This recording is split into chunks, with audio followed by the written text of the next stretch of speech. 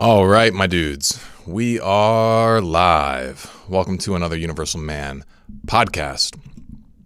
Pumped to be here with you all today. It looks like you all kind of already got yourselves going in the chat here, which is wonderful. Kamal asks a very interesting question. He says, is listening to women singing also causes erectile dysfunction and all that?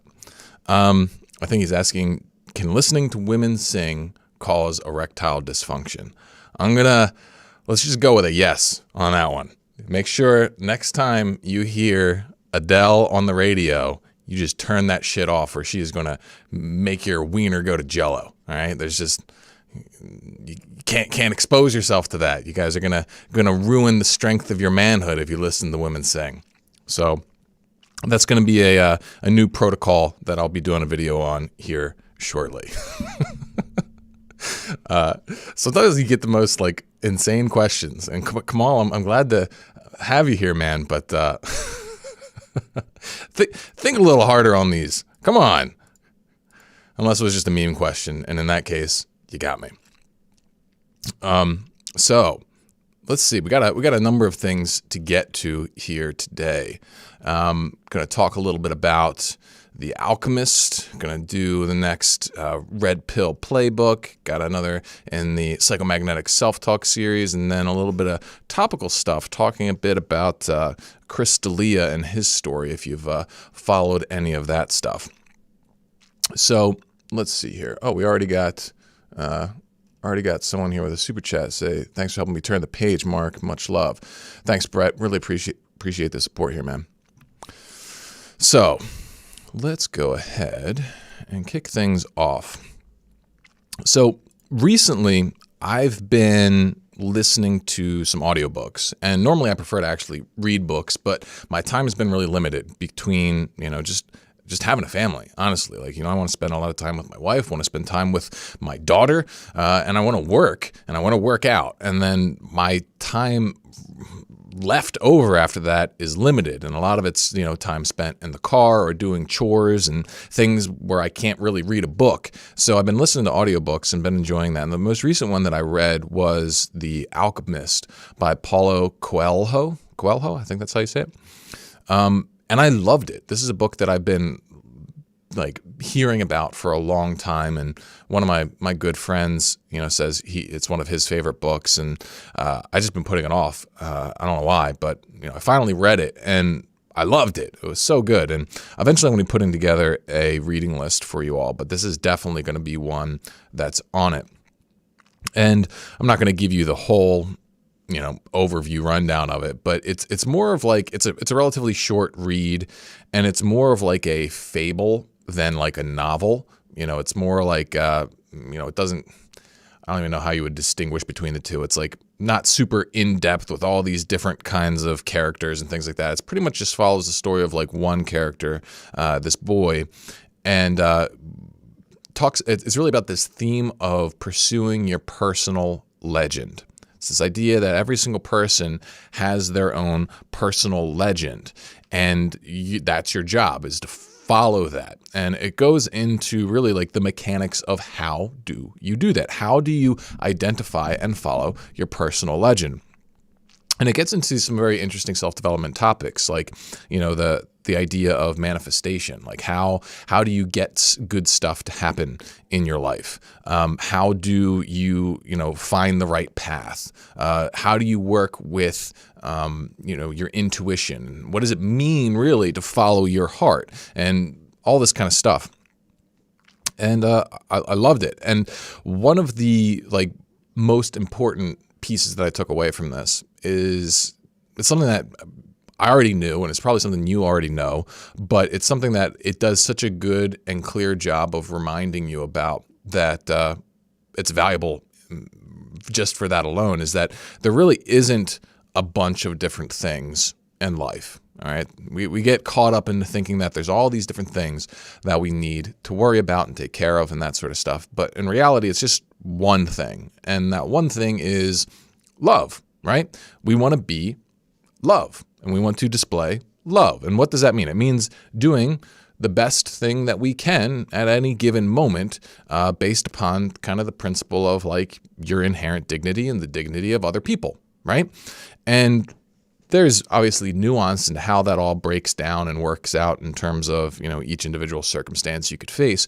But it's a simple thing, right? Like, every single day when you get up and it's time for you to start your day, it's like, well, what's the most loving thing for myself here? What's going to move me forward and what's going to hold me back? Well, I got to avoid the stuff that's going to hold me back and do the things that are going to move me forward. When you're interacting with other people, what do you want to do? It's like, well, you want to be loving. That doesn't mean you just give of yourself so that you destroy your own life and your own goals and sabotage yourself because, you're such a needy people pleaser. That's not love. And it also doesn't mean that you just shut people out and refuse to let them have any of your energy. No, it's about doing that work of finding that sweet spot. And a lot of times it's simpler than we make it seem, right? And this is something that has hit me recently. So I'll give you an example of how I found this useful. Many of you know that we are racing very slowly toward 100,000 subscribers. It's like we've been inching our way up, bit by bit. We're at like 98,000, something like that, for the Universal Man channel. And I found myself getting really focused on this. And I was frustrated because I'd been put a lot of effort in putting out way more videos than I ever had before. And, it just wasn't getting me the payoff that I wanted, right? I wasn't going viral. I wasn't catching that algorithmic wave. And what ended up happening was, like, I started losing a little motivation. And I think I talked about this a little bit last week, but I started losing a little motivation to keep uploading and that sort of thing. And it wasn't until I brought my head back to this idea of, all right, there's only one thing. All right, and that one thing is love. And I even tweeted about this the other day, is that, like, a business, the way it should be really, is just love at scale.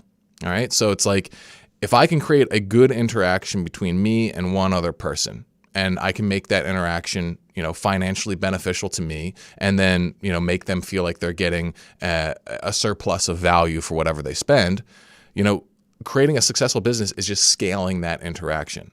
And the only way that you're really going to create that kind of interaction is if you engage in a loving kind of like, universal, like sort of harmonious interaction with them. You got to think about them. You got to care about them in order to find what that win-win is. And you got to think about yourself and care about yourself in order to figure out what that is.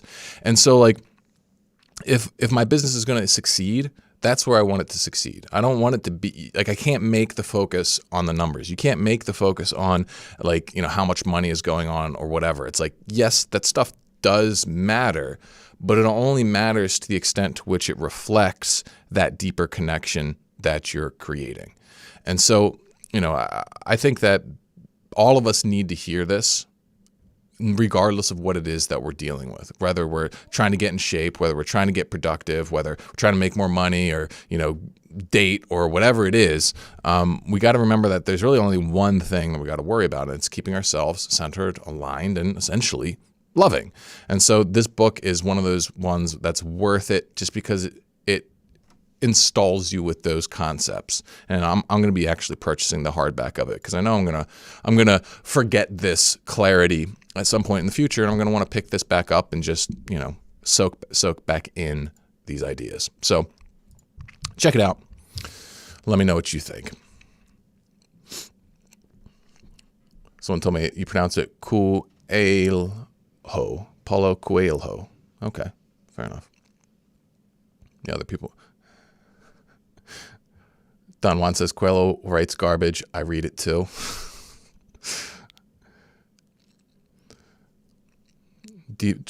Don Juan is also being, he's still whining, saying, trying to be deeply connected to a broke business. Bad idea. Bad advice. Well, how about you fix your business so it's not broken, right? Stop being silly. All right. So let's see here. Let's get into the next Red Pill series. All right. So we have now the next installment of the Red Pill Playbook series. And this series is designed to help men navigate their instinctual drives and control our sexual and social dynamics. All right. And in this installment, we're going to be talking about the female sexual instinct known as hypergamy. Maybe you've heard this term floated around online and you're not really sure what it means. It means girls like assholes, right?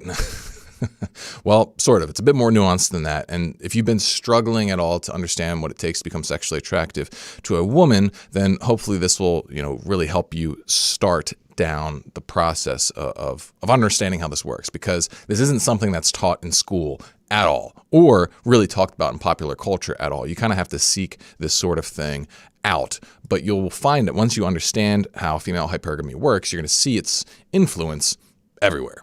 So let's get into it here. The red pill truth about females and their sexuality is that women have a biological instinct that causes them to be sexually attracted to men with status. Okay? This is what female hypergamy is. All right? And we talked about previously how the men have an instinct that's rooted in what we could call polygamy. They got this polygamist instinct where they want to mate with a bunch of women, right? And we talked about how that's just kind of like a reproductive strategy for men. And it makes sense when you look at the mechanics of how things all work. But women, they can't have a bunch of children at once. A man can impregnate many women and have a bunch of kids at once. A woman, she can usually only have one, and, barring twins or that sort of thing. And so because of that, she needs to maximize the resources available to that one child and to obviously herself, because she has to care for that child. So if a woman wants to be, genetically secure, what she's got to do then is she's got to find a guy who can help her with those resources, help her with that security. So that's why women, they have a sexual attraction to status and power. So a guy who's rich, that's automatically attractive to her. A guy who's physically fit, has good genes. Okay, well, it's like, she's only going to have a few kids, so we want to make sure that they have good genes. She wants to make sure that he is socially connected and adept, right? This is why the charismatic guy is attractive to women, because that's a very potent sort of survival mechanism. If a guy can get along with people properly, or, at the very least, hold his own, right? You don't want a guy who's a complete pushover, because he's not going to be able to really protect you necessarily, right? As a woman. And so women, these are the things that make them attracted to a guy. And this is where a lot of this idea that women are attracted to assholes comes in, because let's look at an asshole, okay? All right. That kind of guy, he's often, socially dominant. Okay, he's going to be able to push his way to the top of a hierarchy. Maybe he's confident in himself because he does have something worth being confident about. Maybe he has a high sense of his own status, and maybe he can display that. The reason he's comfortable being an asshole is because he feels like he's special. And the way that he holds and carries himself makes other people sometimes think that maybe he is special or something like that. And women, they enjoy that confidence. They are attracted to it, even if maybe they're repulsed by it on some, higher level of who they are. And like what you'll see, and this is where a lot of like the men's groups and stuff online, they really start hating on women because they look at instances where women really sort of give in to their hypergamist instinct. And, I think either way, if men give in to their polygamist instinct, they become disgusting. And also, women, if they give in to their hypergamous instinct, they also become disgusting. So a man, he just becomes, a man whore who will sleep around, use porn, use prostitutes, do all this kind of stuff that, is beneath his dignity as a human, and usually beneath the dignity of the other people he's interacting with, from my perspective at least. That's not very good. But then a woman who's really like caught up, who hasn't really evolved beyond her basest instincts, she might actually try and get her needs met through different men. So maybe she has like this guy he's fit and he's kind of able to display masculine dominance. Maybe that's the guy she sleeps with. Okay. Maybe the guy she marries though is a rich guy, and she's not really attracted to him, but she likes his money. And then maybe she has an affair with the other guy who's really charismatic, who can make her feel special and secure and excited, okay? And, guys see this and they hate it. Usually they find it disgusting in the same way that women find guys who just, want to screw disgusting as well. And so there's all different kinds of takes out there on this sort of thing. And, I'm speaking in generalizations usually, but this is the general way that female attractiveness sort of works. And many guys, they really struggle with this because they were never taught about this. What you were taught by your mom is you just got to be polite and nice, right? That's all you got to do. You just got to find a girl, tell her you like her, write her a little love note, and, it'll be good, right? And this is the nice guy fallacy. And I assume many of the people who watch this stuff, you're already familiar with how being a nice guy doesn't really work. And in fact, it usually just lands you in the friend zone, if it even gets you that, like the nice guy is kind of like, the nice guy is the pre-simp, all right? The simp is just the nice guy who's gone like depraved, who has like kind of realized, all right, being nice actually isn't working. Like I'm not actually going to connect with a girl, so it's time to start just worshiping them, and then maybe she'll let me like sniff her feet or something like that. Just behaving pitifully and like fawning over these women and putting them on a pedestal and thinking that, oh, if I worship her more than others, then somehow she'll find me special and good. And that's just not the way that it's going to work, because any sort of behavior like that, like when you worship a woman, that devalues yourself, right? That actually lowers your own status. That puts her above you. And if you want to make a woman attracted to you, it's actually kind of got to be the other way.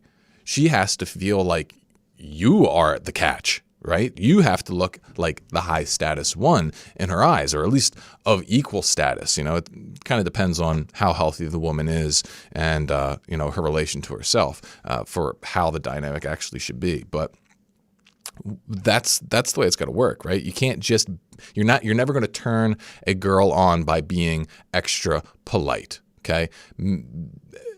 It has to be combined with more than that. And this is why, the guy who tries to essentially relate to girls as if he was a girl, like this is where guys who grew up primarily around women really struggle to romantically relate to women, because he learns social dynamics from women. And so if you talk to a girl like the way that a girl talks to her girlfriends, then you're going to be just another one of her girlfriends, right? And this is what a lot of guys get really frustrated with. They're like, oh, I compliment her clothes, and I, am nice to her, and I hold the door, and we talk about her favorite things and all that kind of stuff. Like, you're not creating any polarity. You're not creating any charge. You're not demonstrating that you're someone that she wants to have a part of, so this is important, because a lot of guys get really, really frustrated when they go down this path and they just don't get the attention that they're looking for.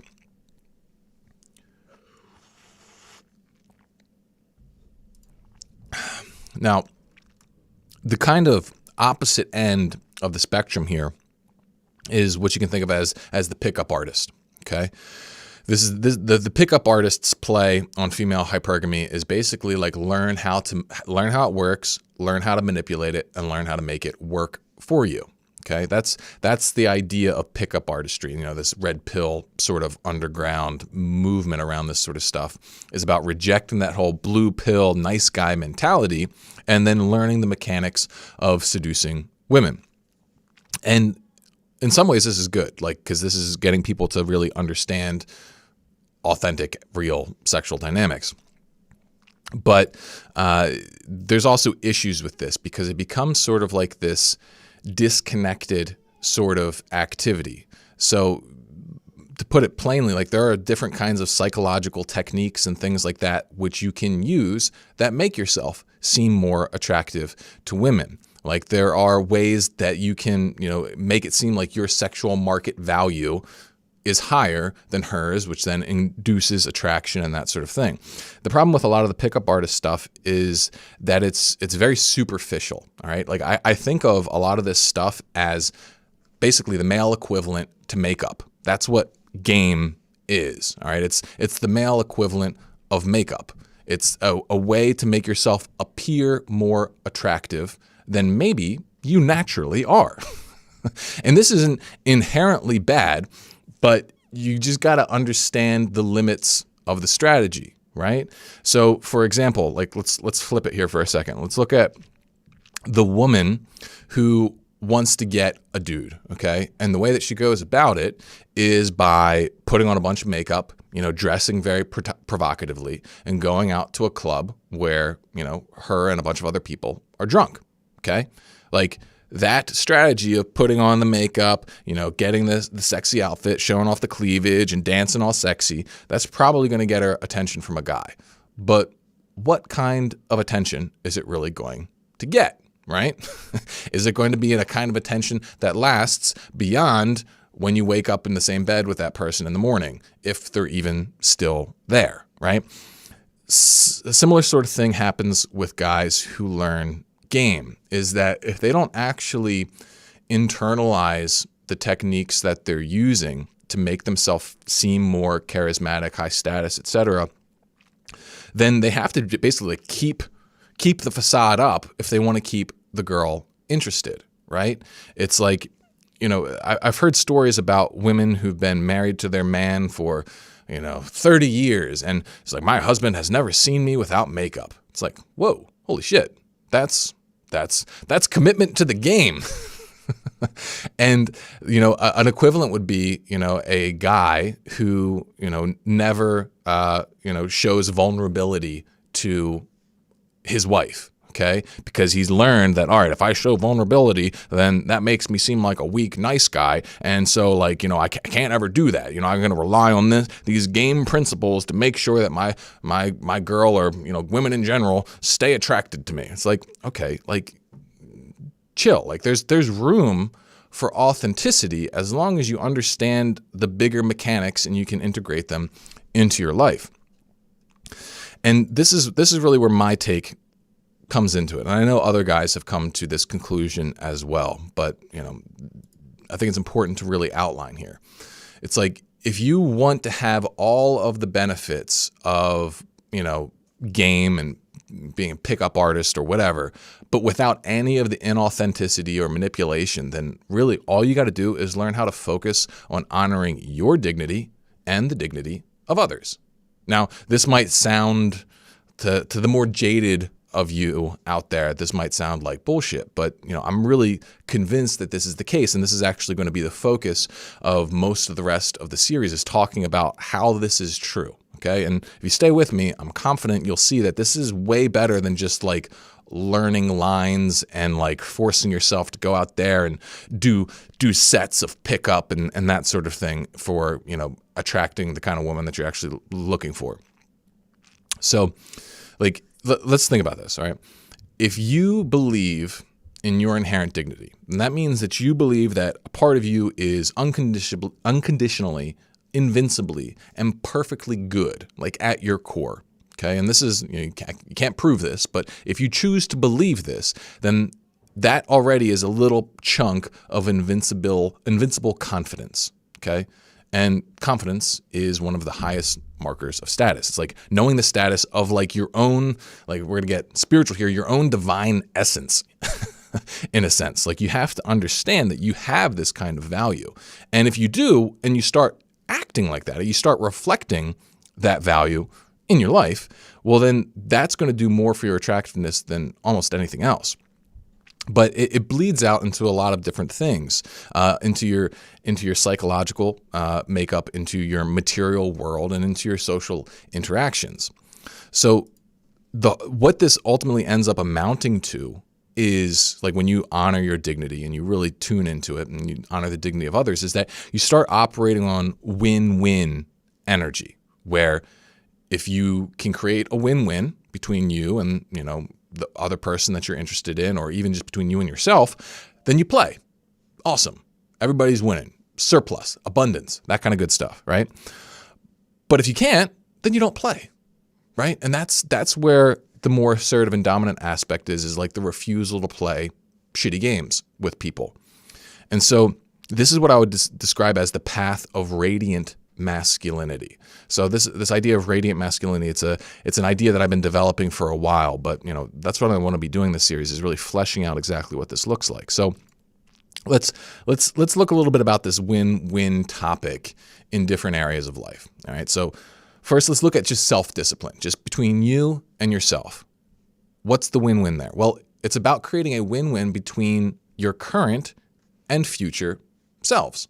All right. If you want aligned, healthy, sustainable discipline, that's what you need to be creating. All right. You need to be creating a trade with yourself where it's like your current self is able to still feel like it's living a good life. Like you can't just punish yourself constantly and expect that any kind of discipline like that to last. Okay. Maybe for a little while, but like you have to actually want that thing in the moment. And the fact that you get to pursue it and feel good about pursuing it in the moment, that would be a win for yourself, the current self. But really that's what you're trying to construct, is like, all right, my future self, I want that person to be really happy, but I also want my current self to be happy. So like, what's the appropriate level of sacrifice that I'm willing to put in right now, over the next day, over the next few weeks, that will allow me to move forward in a way where not only one, I'm happy to live this life, but two, I'm happy with the outcome.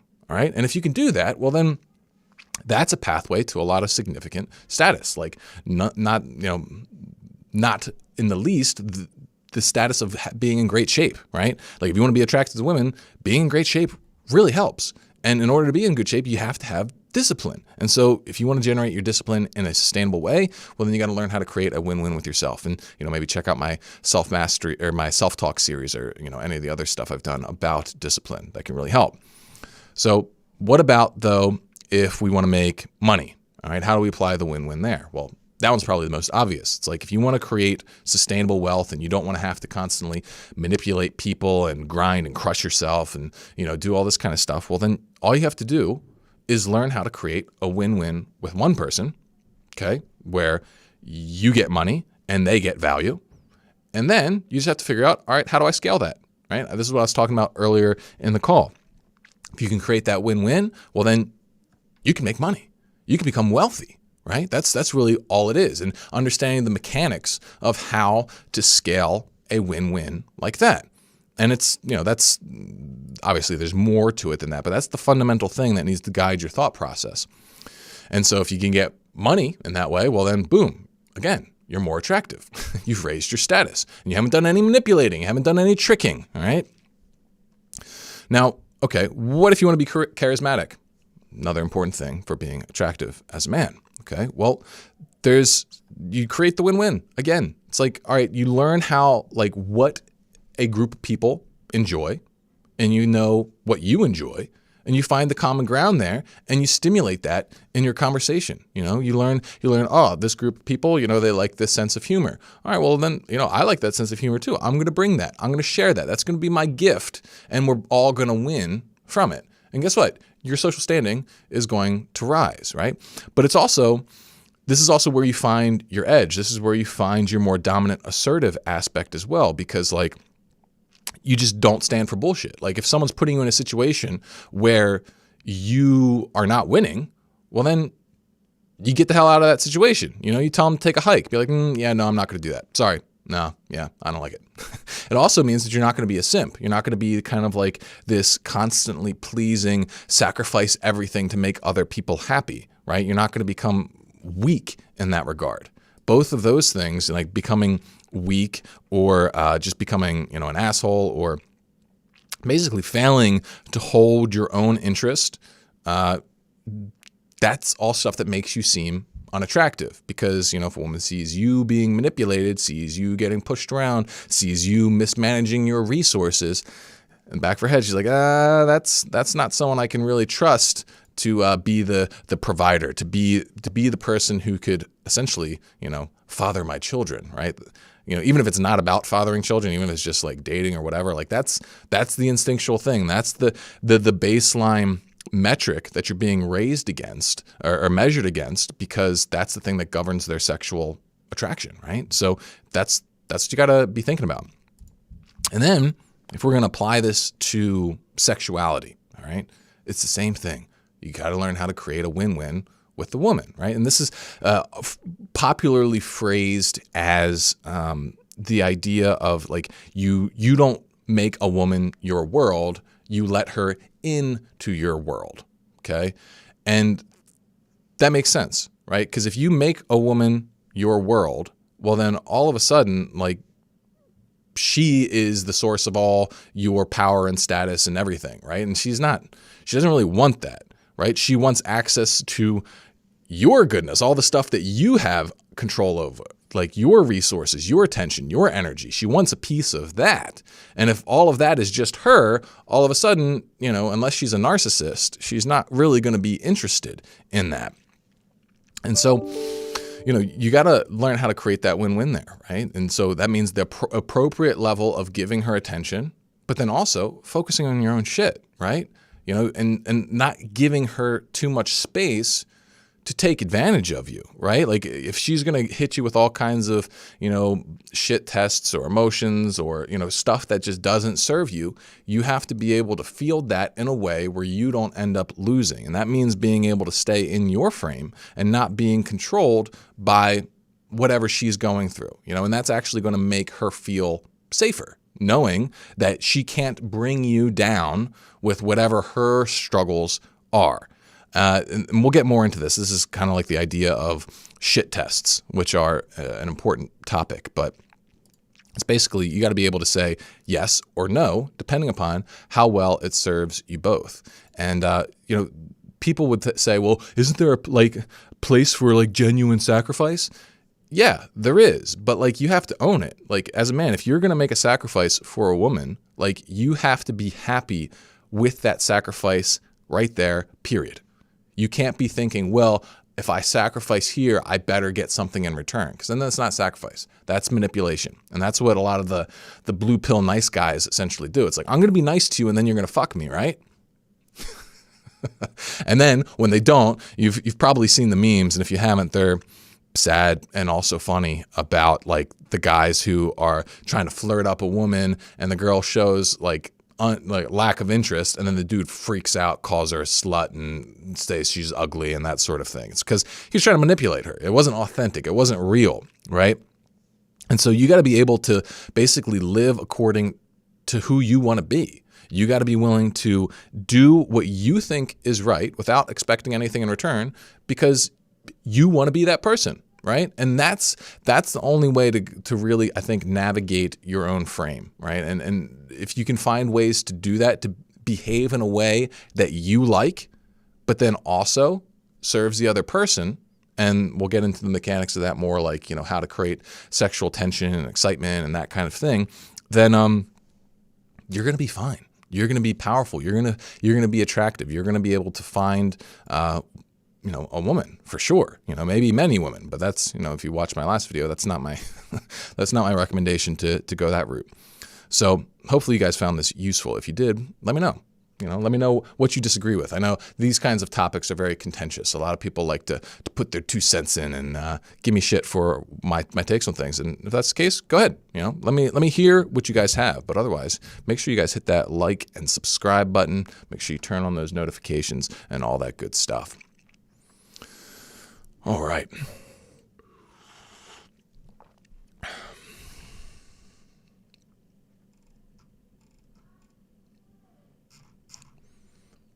Just looking at the chat here.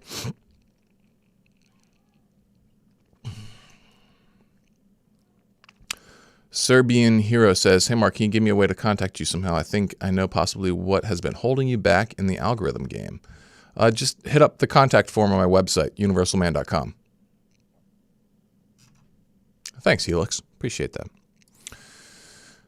Now, okay, let's hit this. Oh, no. No web root. Not right now. Okay, so speaking of red pill topics, I saw a video, first video in a long time, from Chris D'Elia the other day. And if you guys don't know who he is, Chris D'Elia is a fairly famous comedian, and I actually think he's hysterical. I actually love his stand-up comedy and some of his web stuff too. It's actually really funny stuff. But he's gotten into quite a bit of scandal in the past year. He's kind of getting Me Too'd, where I guess he's behaved very inappropriately with certain women. He's been accused of grooming women, all kinds of stuff. And I don't know the details. He's maintained that he's never done anything illegal or non-consensual. I don't know. I'm not going to make any sort of stance on that. I don't know what he did, but he does seem to admit that a lot of what he did was wrong, even if it wasn't illegal. Okay. And talking about status, like in this video is kind of like his first video back, explaining where he's at, apologizing essentially. And I thought it was actually one of the better celebrity apologies for this sort of behavior. And what he talks about is sex has always dominated his life, right? He said his life was always about that. It was his focus. It was life controlling, he said. And as he started to gain some notoriety through his comedy, having sex just got a lot easier. Now, why do you think that is, right? Well, it's everything that we just talked about in the Red Pill episode, where his status went up, and he was already extremely charismatic, and he's fit. I wouldn't say he's the best looking guy, but he's not ugly, and the other aspects of his character are all there. He's famous, he's rich, he's in relatively good shape, he's very funny, that sort of thing. And so once all that hit, the fame hit, he could just have sex in any city. Right? He could just roll into a city, do a show, and then have sex afterward with whoever he wanted. And he got hooked on it, basically.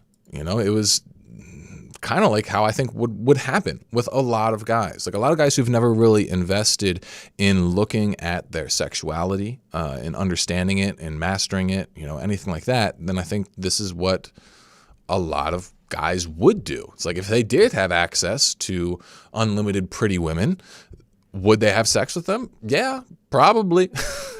I know me, before I went through all this kind of transformational stuff, I would, hopefully I wouldn't do the stuff that he's been accused of. But I definitely would be trying to have that sex.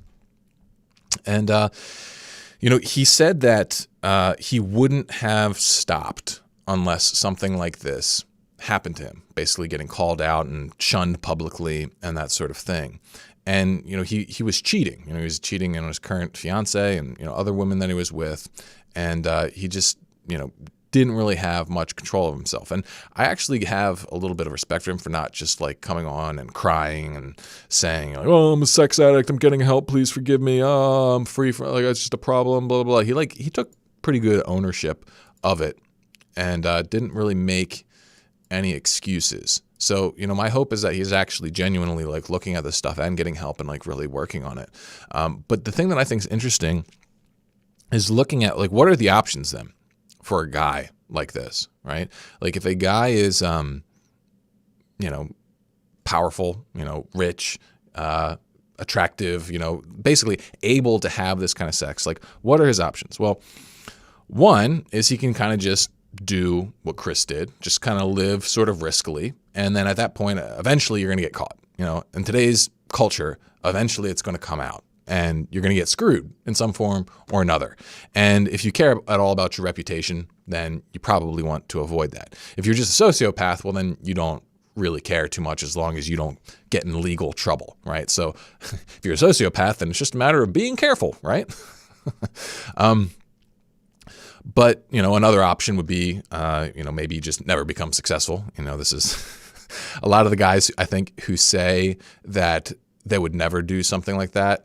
There are genuinely good people out there who would never do such a thing. But there's also a good crossover between the people who would say that and people who would never be successful anyway, because In order to be successful, you got to be honest with your drives, and you got to be willing to want something very intensely. And I found that guys who are like that, they are very much in touch with their sexuality, even if they're not in control of it. And so, you could just not be successful, but I think that's not a good option either. So I think the best thing then is you got to develop sexual self-mastery, right? You've got to. And this is something actually that I've been criticized by one of my members of the Vanguard for in the Redpill Playbook series that I'm in, that I haven't talked about kind of like the spiritual component of things. And I haven't in part because, I'm trying to keep that series very rational. But I think it's very important here, right? The idea is that we all have, we're essentially like desire generators. We all have like the desire for infinite pleasure. We all want heaven. That's what we're wired for. As soon as we get to someplace good, we can imagine someplace better, and then we want that, right? It's rare, those moments of fulfillment where we want nothing more. But even in those moments, we just don't want the moment to end, right? So we always want more. That's what we want. We want perfect bliss, okay? And so in spiritual terms, this is the desire for heaven. This is the God-shaped hole inside of you. And the big mistake that we run into is when we try and project that desire for infinity onto some finite thing, okay? And the way that I think a lot of guys do this is the way that I definitely did this, is that I took this inherent desire and I tried to put it all on sexuality, okay? I thought sex was going to be my heaven. And the problem is it just doesn't work. No finite thing can hold infinity. And when you do this is the spiritual machination for creating an idol, all right? And when you like make an idol out of something, it doesn't take you closer to heaven. It actually just takes you on a road to hell. This is where addiction and, crazy servitude and, brainwashing and stuff comes from, right? And so like if you really want to be free, right? If you really want to be able to live with your sexuality well, you have to be able to like recognize that sex isn't going to be your heaven. And that might create a sense of loss inside of you, a sense of longing. It's like I had to deal with this even just around like freaking video games. I spent like my whole life growing up thinking like, all right, all I want is to be able to have a lot of sex and play a lot of video games. And like I've gotten pretty close to that at different points, and neither time it was like satisfying.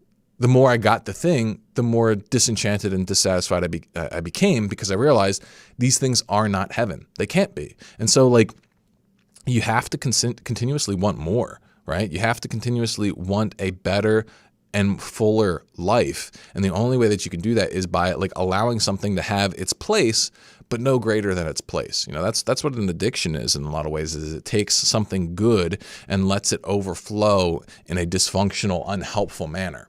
So, I hope that Chris is able to find peace with this kind of stuff and make progress with this kind of stuff, because I know it's hard as shit to do it, especially in the public eye. So, the fact that, he can try, I hope all the women and stuff that he's been involved with, they're all okay and everything too. But yeah, I think sadly this is not going to be the last of this sort of scenario that we see. So, I'm sure we'll keep talking about this.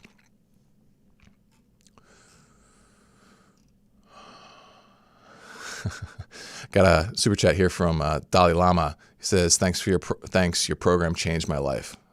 #watermelon. Appreciate it, man. Really appreciate that. So Dalai Lama's in the Vanguard. So for those of you who are interested in joining my community, learning more about the stuff that I talk about here, then you can click the link below and check out the Vanguard, which is like our masculine development community for guys who are interested in living on the front lines of life and exploring radiant masculinity. And lots of awesome stuff happens in there. And the guys in there, they got kind of like this inside joke about the watermelon emoji, which I don't actually fully understand. And I like that they're all, they have their own dynamic that's like even separate from me. Because that's, I don't want to be a dominant, I don't want to dominate my community even. I want it to be a place where guys can really form their own connections. And that's what I see, guys building their own, accountability groups and, book clubs and that kind of shit. So it's sick. Check it out if you're interested. You can get started for as little as $5, or if you want all the access, it's, what is it? Like $40, $10 a week.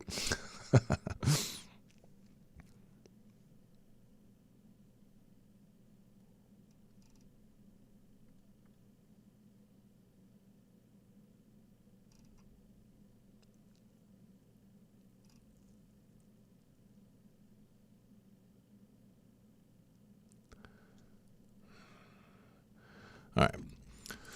So also, if I don't get to your question and you're in the YouTube chat, that's another thing you might want to check out the Vanguard for, especially the elite tier, because I do a weekly Q&A where I go through that stuff and actually, answer all the questions in detail. All right. So let's move on to our final segment here, where we're going to be getting into, let's get this open. Sorry, trying to get my notes open. Just take me to this stupid thing. Come on. There we go. But 1 second. Learning this new program you moved all my notes over to this thing called Rome Research, which is really awesome in a lot of ways. I'm just kind of learning the ins and outs of it. Okay. So, time for another installment of the Psychomagnetic Self-Talk series, okay?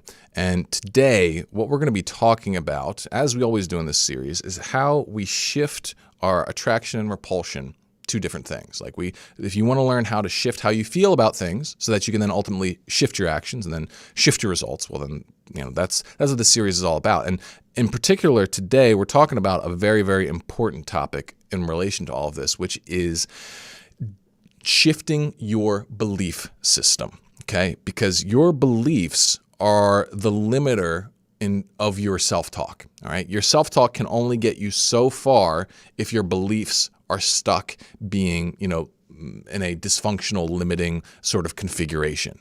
And so if you've got limiting beliefs, then we need to learn how to reconfigure them. And it's not an immediately obvious how to do this. And so that's what I'm going to be doing in this video, is breaking down that process so that you guys can find your limiting beliefs and, replace them with empowering ones. So before we get into the specifics of that, let's do a quick recap of what we've covered so far, okay? We started out by talking about you need to just learn how to engage in a conversation with yourself, learn how to translate your emotions into words and then respond to them. But then we also talked about how all right, if you really want those responses to have any power, you got to get into the meat of whatever sort of emotions you're dealing with, okay? Because if your emotions are kind of, they're really intense, but you're not feeling them, well, then your self-talk isn't going to penetrate deep enough in order to actually make a difference. So if you want to understand more about this stuff and how you do that, then watch the previous episodes of this series. But the big thing that we want to focus on here is that your self-talk will only be as effective as your belief system lets you, okay? Otherwise, you're going to keep running into those limiting beliefs and not being able to get anywhere. So, for example, all right, let's say you're trying to quit porn. This is something that I help a lot of my guys with, and you believe that you need porn.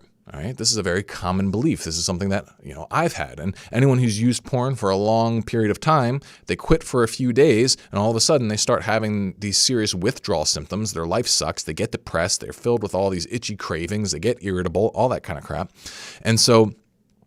If you want to get the assumption that then builds inside them, the belief that builds inside them is that, oh, clearly I need this thing in order to be okay. And as long as that belief's there, well, then eventually you're going to give back into it. Because if you believe you need something, then you're not going to deny yourself that thing, right? So that's one way a belief can limit you, all right?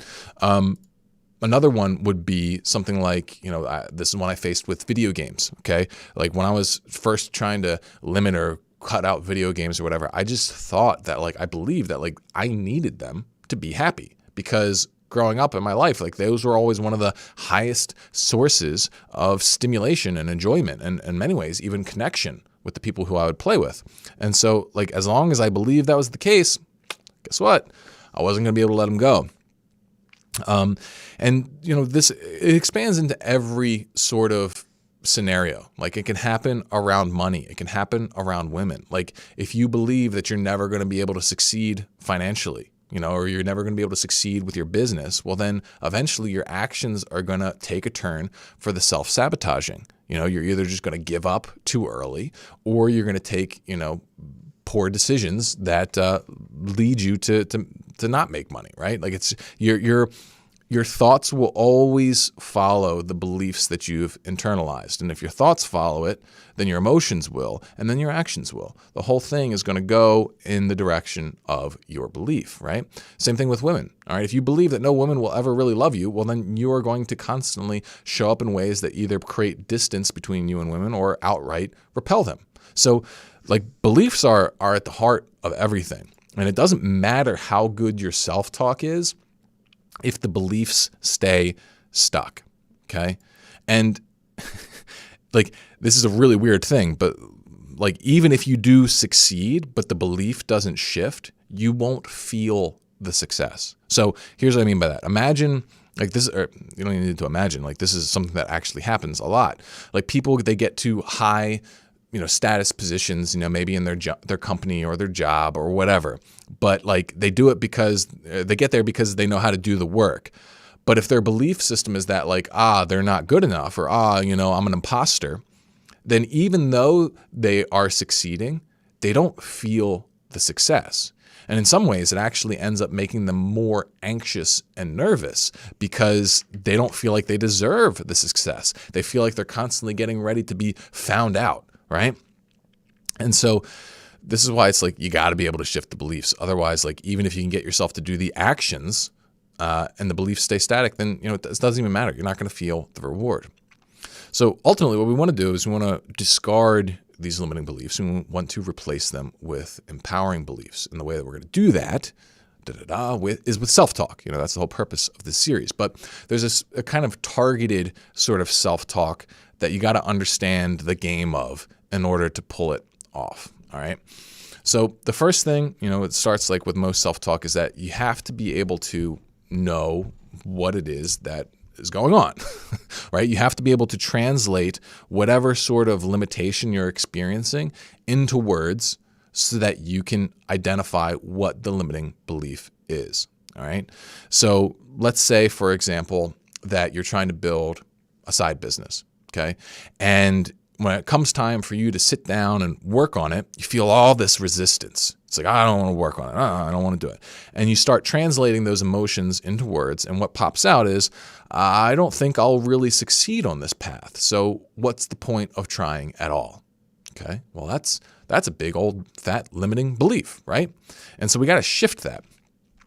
And so what you do is you then respond, right? You try and say, well, I actually can succeed by doing X, Y, and Z. And sometimes that's enough. Sometimes just the self-talk right there is enough.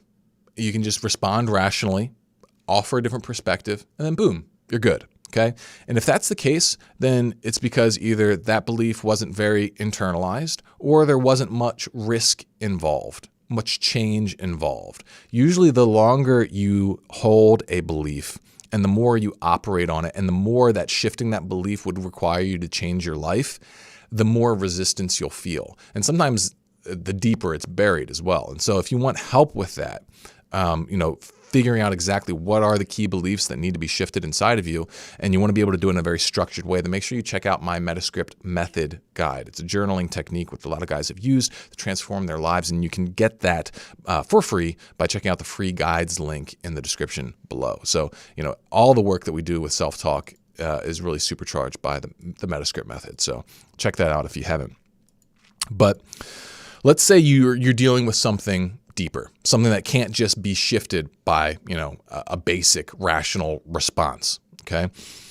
If that's the case, then there's kind of like two pieces to it, all right? You have to develop the new belief consciously, and then you have to install it, all right? So developing the new belief is pretty straightforward. It's just like identify a better way to look at your current circumstances. And you just want to have it rooted in rationality and truth as much as you possibly can. So for example, like imagine a guy says, he has the belief that he's doomed to fail with women because he's failed repeatedly in the past with women. Okay. And let's look at this rationally. All right. Just rationally, let's respond to this. Well, all right. If you keep asking the same women that you've already failed with, and those women stay the same, and you also stay the same, well, then it stands to reason that you will keep getting the same result. Okay, right. So if you keep doing that, well, then yes, you're probably doomed to still fail. But what if we change something? What if you are asking different women? What if you work on yourself? What if you change the way you show up? Well, if we've got all different circumstances, well, then is it rational to assume that we will get the exact same result repeatedly? No. And this is why, we gotta think about this stuff. Like if you're holding a belief that's irrational, then all you have to do is present rationality to it. And so, if we were to take it even further and say, well, what if you actually are focused on becoming a man who really works on himself and improves himself and improves his social interaction and goes after better and better and better women? Well, the chances of you succeeding are much higher. It's not certain 100% that, the next woman you talk to is going to be the one, but you can develop a significant degree of certainty that you will be able to find at least someone, all right? Likely many women, many women could likely fit the bill. And so that's the basis of the new belief. The new belief is that, all right, there's plenty of women out there for me. As long as I show up as the guy that I want to be and I keep working on myself, I just need to find them. That would be the new belief. And you need to be able to hold the new belief rationally, succinctly in your mind, okay? And so now it comes into the part of installing the belief. And the way that you do this is, it's kind of like simple, but it's a couple steps, all right? You got to identify the right time to trigger this belief, all right? First, it's helpful just to have it floating in your mind in general, but really where you really need it is at those junction points, those critical points where you're choosing to either go left or right.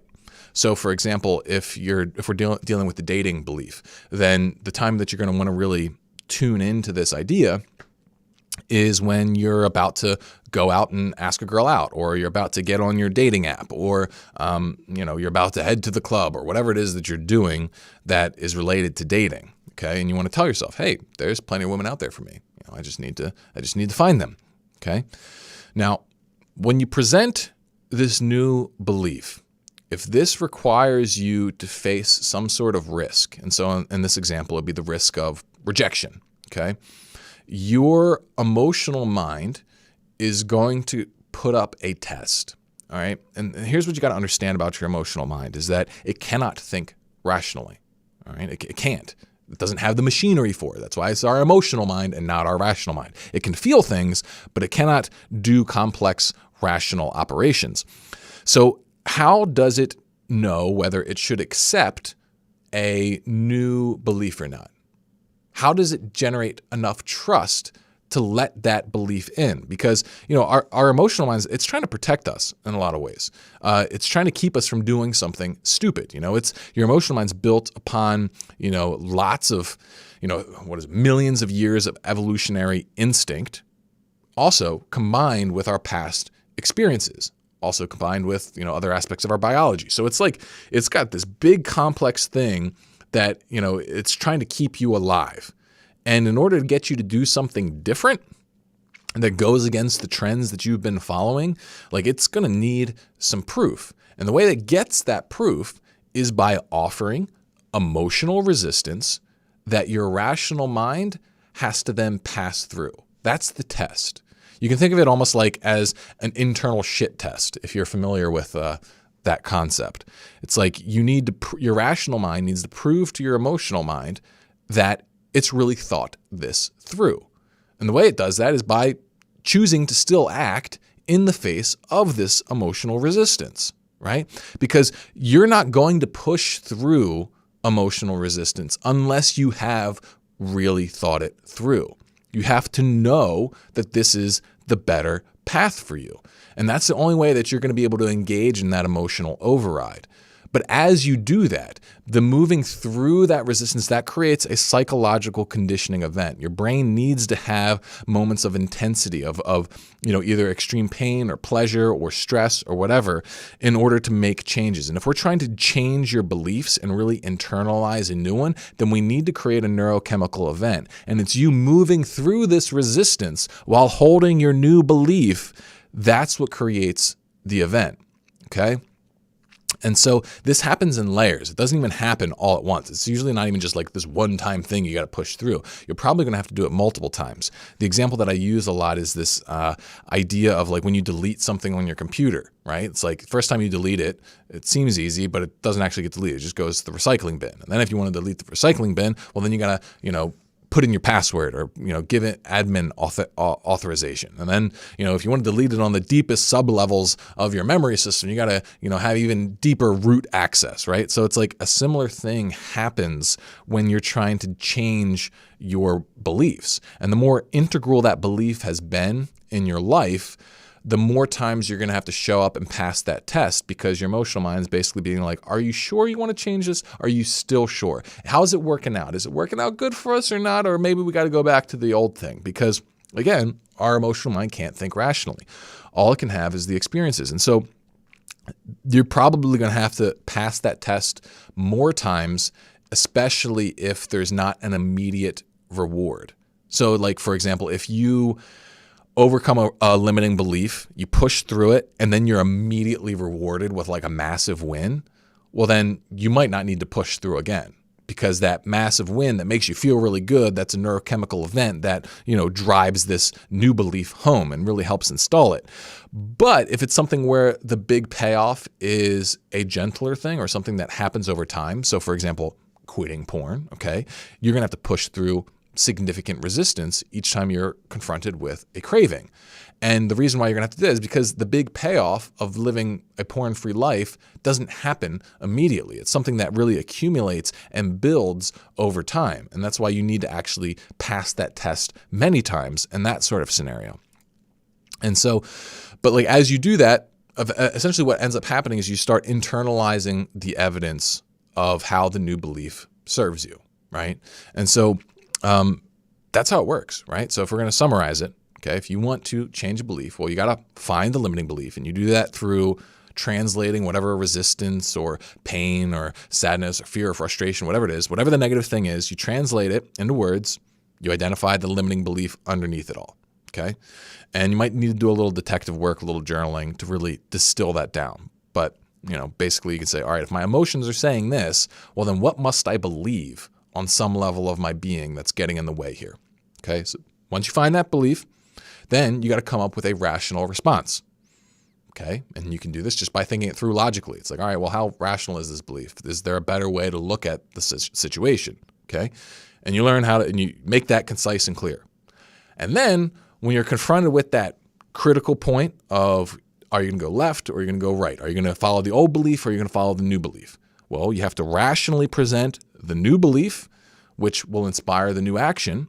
And then you got to pass that emotional test where it says, your emotional mind says, all right, that's way different than what we know. Here's a bunch of resistance. If you push through that, then I can trust that you really thought about it and we will, we'll think about internalizing this. And then you just got to do that enough times until the belief is internalized. You've gathered enough evidence and boom, your beliefs have shifted and you no longer need to fight them. And in fact, they will start working for you. So, you don't want to focus on trying to make, when you're doing this belief work, don't try and focus on making it feel perfect. Because a lot of times, like I said, it's still going to feel uncomfortable. You got to focus on just getting it to a position where you're willing to act on the new belief. Acting on it is what completes the circuit, all right? And if you want to take this process even deeper, then you can check out the cut method, which I will be releasing a video on here soon, which is like a very in-depth sort of technique for dealing with those tough emotional blockages. And I think you guys will get a lot out of that. So, all right, my friends, hopefully you found this useful. If you did, please let me know in the comments below. Please like, please subscribe, and make sure you guys leave a comment as well. Let me know what beliefs you're trying to shift. I would love to hear where you find a limiting belief and what your new empowering belief is as well. I really want to hear that stuff, so make sure you let me know. But that's pretty much what I have for you all today. Thank you so much for coming out, and I'll see you next week in the next one. So keep going. Ooh-yah. Sorry, so I'm actually still going to be here for a second. I was just doing that for the clip. It's weird because I'm like filming the clips. I think what I got to do is I got to film like standardized intros and outros maybe, or like standardized ads or whatever, so I don't need to like worry about doing them live, and I can just be like more present with the stream. But it is what it is. Let me see what you all have been saying in here though. Dual Doctor says Metascript method works. Hell yeah, it does.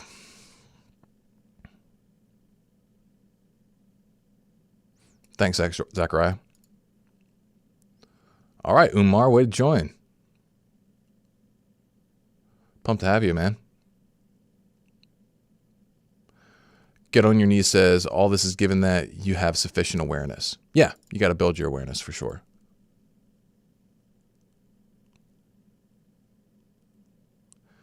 Umar says, how do you deal with a situation where you need to not do something like pot? That's the cut method, which if you joined on the elite tier, Umar, then check out the deep dive I just did on the cut method. Otherwise, I'll have a video up on YouTube by next week.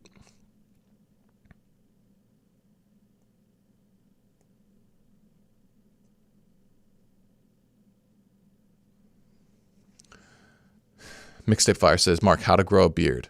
All right, so here's what you got to do. All right, man, you got to buy some really nice premium steaks, okay? And when you go to sleep at night, you just tape them to your face. That's all you got to do. And you wake up in the morning, you peel the steaks off, all right? Just, talking about, prime beef steaks. Just stick them on your face, and that will give you a really wonderful beard. So give that a shot. All right, my friends. Thank you so much for coming out. I'll see you on the next one. Ooh-yah!